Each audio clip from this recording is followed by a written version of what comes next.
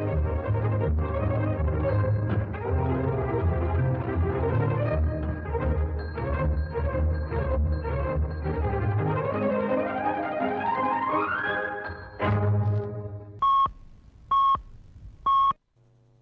के 10 बजे हैं। अस्सलाम वालेकुम। ये रेडियो पाकिस्तान है। रिजवान हाशमी से खबरें सुनिए।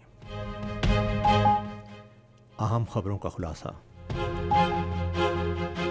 मजहबी उमूर के निगरान वजीर ने कहा है कि हुकूमत मुल्क में अक़लियतों के हकूक़ के तहफ़्फ़ुज़ के लिए पुरअज़्म है।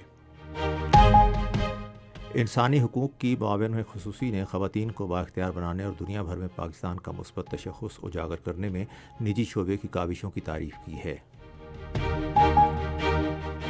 चीन ने ML1 मनसूबा मुकम्मल करने के लिए पाकिस्तान के साथ मिलकर काम करने का आज़म ज़ाहिर किया है। हमास और इसराइल के दरमियान मुआहदे के तहत गज़ा में 4 रोज़ा जंग बंदी जारी है। और अब खबरें तफसील के साथ। मजहबी उमूर और बैनुल मज़ाहिब हम आहंगी के निगरान वज़ीर अनीक अहमद ने माशरे में तमाम मज़ाहिब के एहतराम की ज़रूरत पर जोर दिया है। मज़ीद तफसील रेडियो पाकिस्तान लाहौर की नुमाइंदा ज़ुनैरा खालिद से।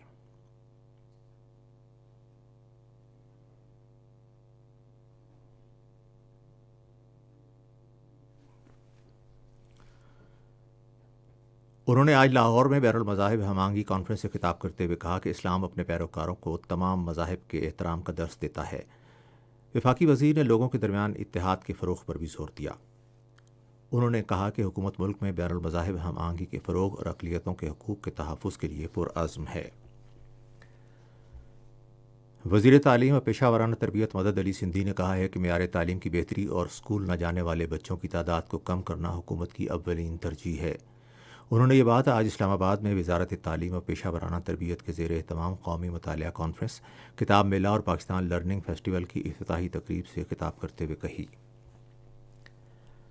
रिटायर्ड मेजर आदिल फारूक राजा और रिटायर्ड कैप्टन हैदर रज़ा मेहदी को फ़ौजियों को बगावत पर उकसाने का मुजरिम करार दिया गया है और उन्हें पाकिस्तान आर्मी एक्ट 1952 के तहत फील्ड जनरल कोर्ट मार्शल के ज़रिए सज़ाएँ सुनाई गई हैं।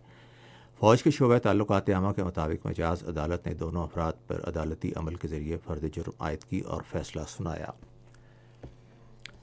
इंसानी हकूक़ और ख़वातीन को बाइख्तियार बनाने के लिए वज़ीर आज़म की मुआविन ख़ुसूसी मशाल हुसैन मलिक ने कहा है कि सिनफ़ी शमूलियत को फ़रोग़ देने और ख़वातीन को बाइख्तियार बनाने के लिए जदीद टेक्नोलॉजी का इस्तेमाल अहमियत का हामिल है।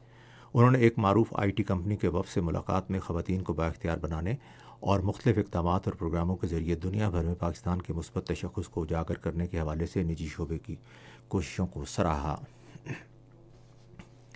चीन ने ML1 मनसूबे की तकमील के लिए पाकिस्तान के साथ मिलकर काम करने का आज़म ज़ाहिर किया है।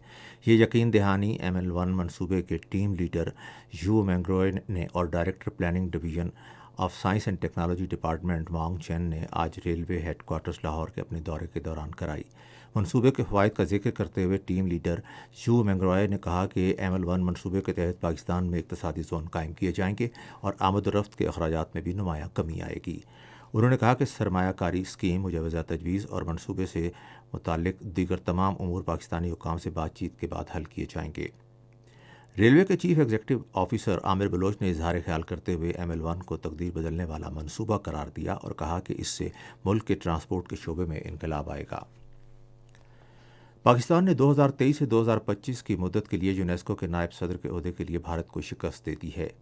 ये इंतखाबात पेरिस में यूनेस्को के एग्जीक्यूटिव बोर्ड के 218वें इजलास में हुए। एग्जीक्यूटिव बोर्ड के 58 अरकान में से पाकिस्तान ने 38 वोट हासिल किए जबकि भारत को सिर्फ 18 वोट मिले। दफ्तर खारजा की तर्जुमान मुमताज़ ज़ोहरा बलोच ने एक बयान में पाकिस्तान की भरपूर हिमायत और एतमाद के इजहार पर एग्जीक्यूटिव बोर्ड के अरकान और यूनेस्को के तमाम रुकन ममालिक का शुक्रिया अदा किया। सिख मज़हब के बानी बाबा गुरु नानक देव जी के 554वें योम पैदाइश की तकरीबात आज ननकाना साहब में शुरू हुई। तकरीबात में शिरकत के लिए तकरीबन 3000 सिख यात्री आज भारत से वाघा बॉर्डर के ज़रिए लाहौर पहुँचे। मरकज़ी तकरीब पीर को जन्म स्थान ननकाना साहब में होगी। अफ़गान बाशिंदों समेत गैर कानूनी तौर पर मुकीम गैर मुल्कियों की अपने मुल्कों को वापसी का अमल जारी है। हज़ारों अफ़गान बाशिंदे पाकिस्तान की मेहमान नवाजी का शुक्रिया अदा करते हुए रोज़ाना की बुनियाद पर चमन और तोरखम की सरहद से अपने वतन वापस जा रहे हैं। آج کراچی میں راشد منہاس روڈ پر واقع ایک کثیر منزلہ شاپنگ مال میں خوفناک آتش زدگی سے 9 افراد جاں بحق ہو گئے۔ فائر بریگیڈ حکام کے مطابق شہر کی مصروف سڑک پر واقع شاپنگ مال میں پھنسے ہوئے کم از کم 50 افراد کو بحفاظت نکال لیا گیا۔ غزہ میں انسانی بنیادوں پر 4 روزہ جنگ بندی کا آج دوسرا دن ہے اور حماس اور اسرائیل کے درمیان قیدیوں کے تبادلے کا عمل جاری ہے۔ فلسطینی خبر رساں ادارے وفا کے مطابق غزہ میں لوگ ادویات، غذا، پانی سمیت ہر چیز کی قلت کا شکار ہیں۔